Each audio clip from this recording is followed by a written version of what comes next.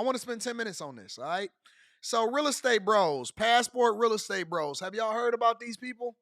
All right, Tall and Oren, and then they other older brother, and then they friend. Have y'all heard about this? Let me play this. They just got arrested. They being charged with rape, human trafficking, among other things. They being charged with everything. I want to spend 10 minutes on this. Let's get it, y'all. A most disturbing crime, and a crime ring busted as well. The U.S. attorney in New York City accusing 3 brothers of sex trafficking for more than a decade.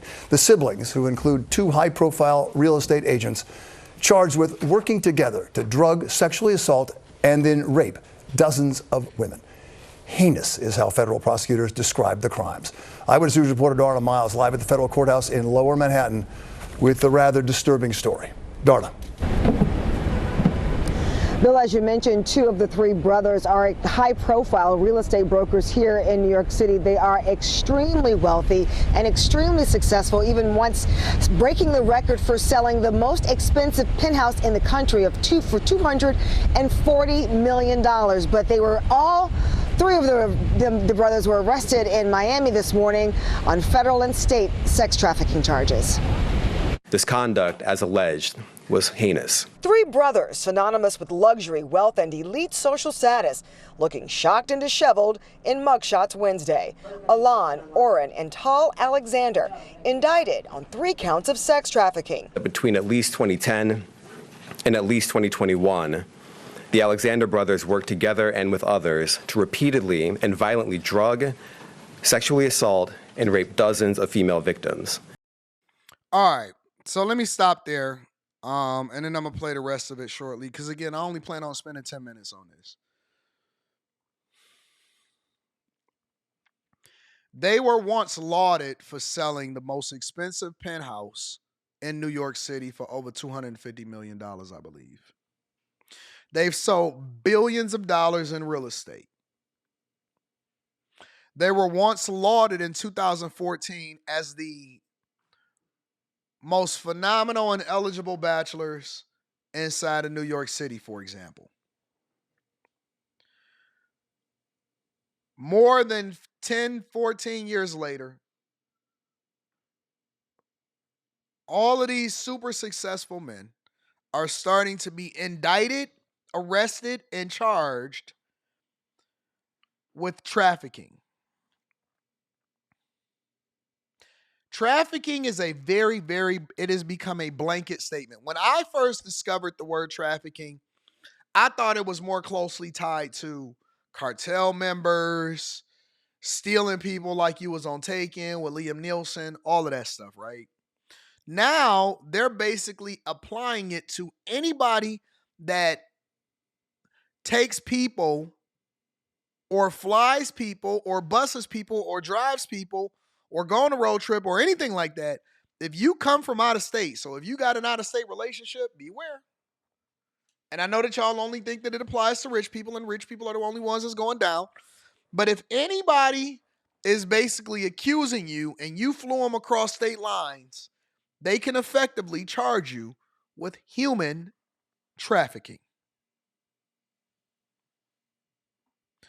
Zerois, you're looking at it from a small man's perspective.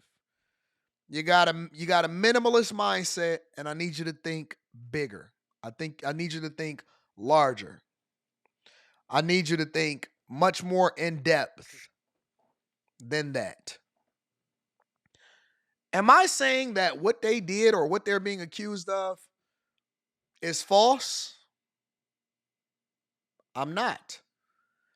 If women were assaulted, held against their will, told them to stop, and they didn't, then they should be prosecuted for that. What I am saying, though, is how did men and people, I expect it from women, but how did men become so feminized to where we by default automatically believe whatever it is that people are being accused of 10 years later from an alleged victim? Why don't we let it play out? How come we are not letting the evidence present itself? But when did we become a part of the Me Too movement? When did we become a part of the Me Too movement? Why are we not being open-minded enough to let the Justice Department do their job, let the evidence present itself, and then make an informed decision afterwards? Why do we support and why are we advocating for the tearing down of other men by default without even having all of the information and the only thing that they can do is say something? When did we become so weak like that? When did we become feminists?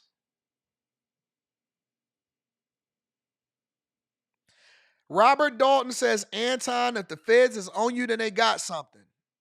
I guess that don't apply to YSL, huh? So we just literally seen the FBI director announce that he's going to be resigning before Trump hits office. And we just went through a litany of different things that he omitted or that they failed to address. And y'all just automatically apply it and say, oh, wait. But if the feds got something, then it's got to be true. So now, wait. Either y'all don't believe in what's happening with the government or y'all do believe it. Which one is it? Because you can't serve two masters. You got to pick a side. So either you automatically by default. Now remember, I'm not saying that they're innocent, nor am I saying that they didn't do what they were accused of being doing. But why are we not allowing for the Justice Department to do their job? Ed Waters says the feds have a 97% conviction rate. That's because most people plead. And the federal government has unlimited resources to drain you and prosecute you. It doesn't mean that they're right 100% of the time. What it means is that you don't have the resources or the ability to be able to fight it, and most people plead out. Stop just throwing numbers out without context. Stop just saying stuff. Stop just believing every single thing that people say. Because you know what happens? It's called trickle down.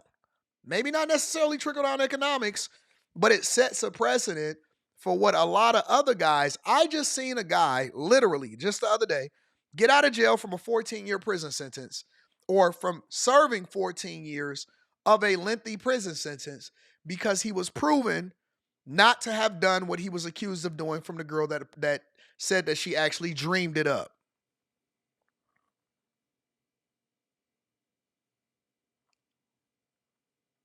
I started at Douglas Elliman in summer of 2008. Yeah. So it's been a long time, and I rised in the ranks. Oren and Tal are billion-dollar New York City real estate brokers. Alon, an executive at a family-owned security firm. But prosecutors called them sadistic in court filings, saying the brothers have a history of serial sexual violence, unrelenting when their victims said no or stop. Others screamed. The victims restrained or held down while being raped, describing the incidents as aggressive and violent. For years, the Alexander brothers, sometimes with others, also arranged domestic This guy been getting a lot of camera time lately, him in particular. National trips to carry out their sex trafficking scheme. The federal detention memo also says multiple women described being terrified that the Alexander brothers were going to hurt or even kill them. These victims' only goal in that moment became to survive. These women were not cared for in any way at any point in the process. And as they gained more prominence in the real estate industry, the indictment says Oren and Tal exchanged text messages to cover their tracks. Oren writing, "Start to think about reputation you want out there. We are on top of the game, and only thing can bring us down is some expletive," describing women. There's some B complaining. Women complaining. Tal responds, "Understood. Did someone complain?" So is that an admission of guilt? Because if that's all you got in a text message from a guy that said, "Hey man, let's focus on what our reputation is," because the only thing that can bring us down is some hoes that's complaining. And he said, "Oh, cool, that's understood." What, somebody is complaining? That's not an admission of guilt. That does not mean anything whatsoever. But I seen people that took this and they said, "Oh man, they must be guilty. Oh man, they must be guilty." They very well could be guilty as charged. They could 100% be guilty as charged. 100%. But me, personally, I got to see the evidence. I want to see the case first, and I want to see exactly what the case is against them before automatically saying that they are or they aren't.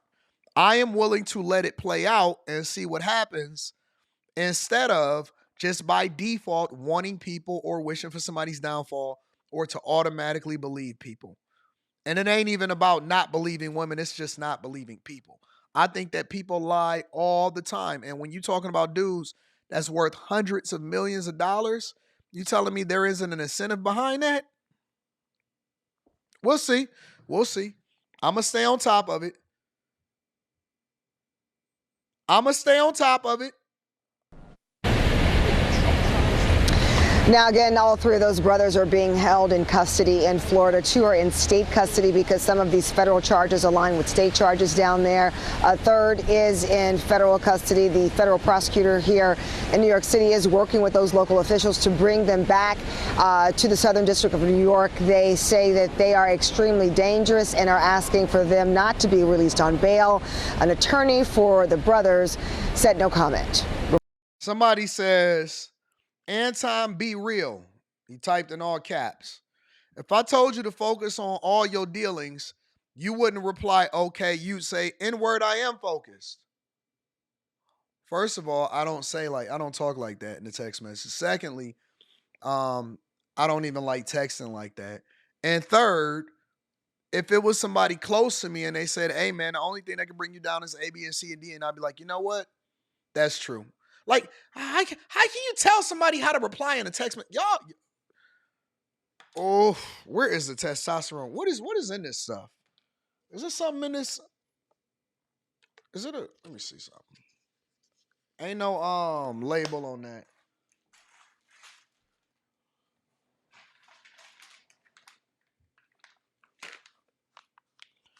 Testosterone. What's in this? What's in it? Is it a lack of testosterone? Am I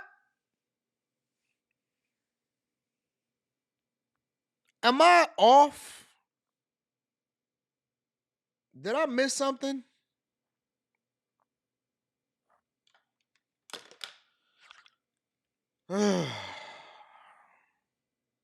Is birth control in the water supply, Molly?